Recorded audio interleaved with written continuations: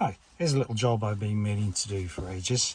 Change the leather on the steering wheel. So on 20-year-old cars, it's probably not uncommon for this to happen.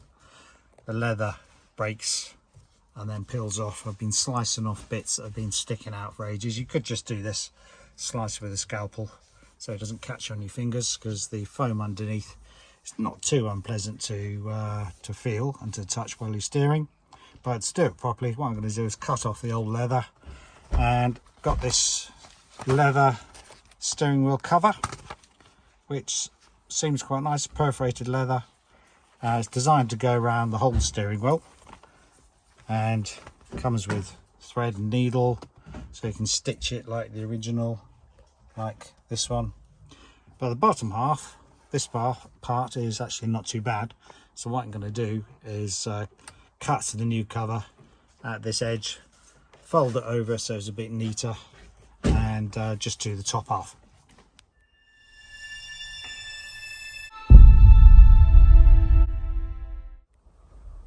So I'm going to completely remove this section by cutting through the stitches with a sharp Stanley knife,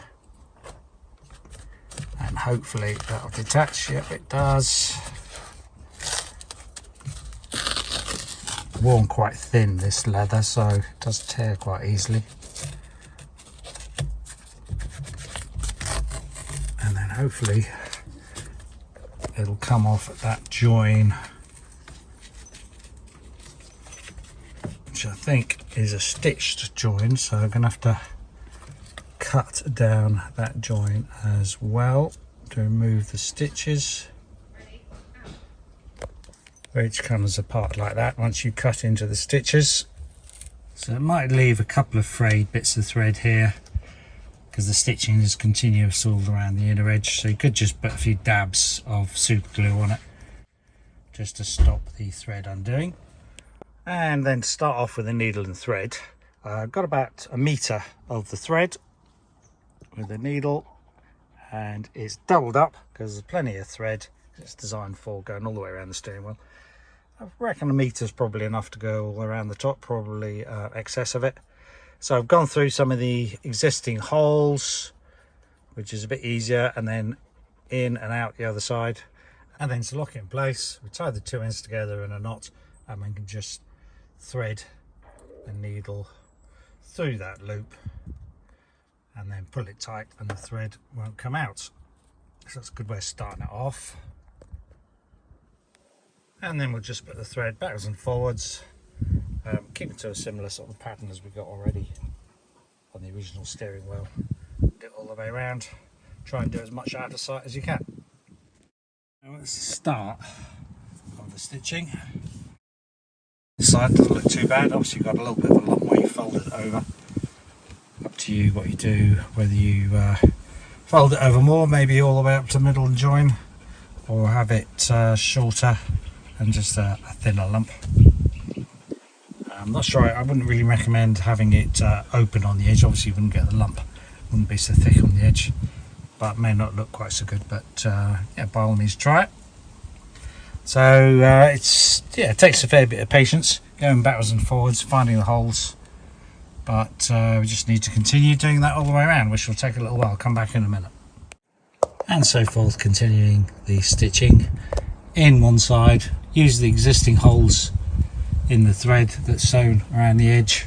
It's easier to get through the leather, and then underneath the steering wheel and out from the underneath on the other side. Again, looking for the holes where that original thread was, and then you loop back around the front and giving the thread a good tug on it, so it doesn't seem like it's liable to cut through the leather. Nice and strong. I think it actually probably is genuine leather. It says it is. Feels like it possibly is. Hard to tell nowadays.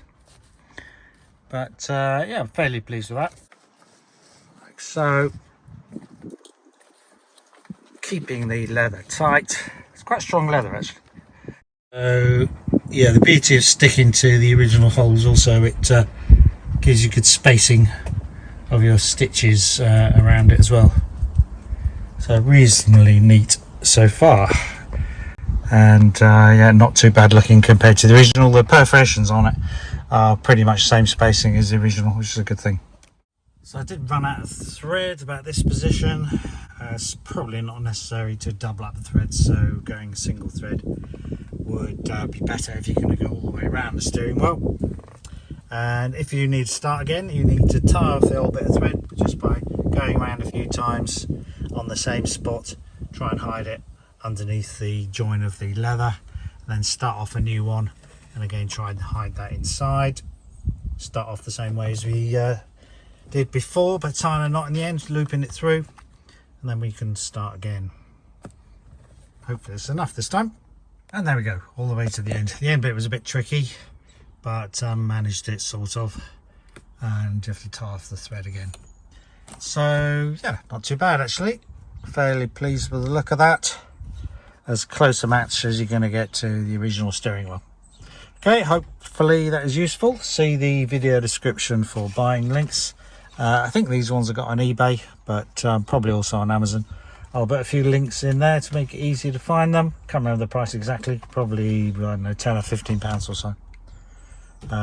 So worth doing to get rid of those little minor annoyances that happens when you're driving.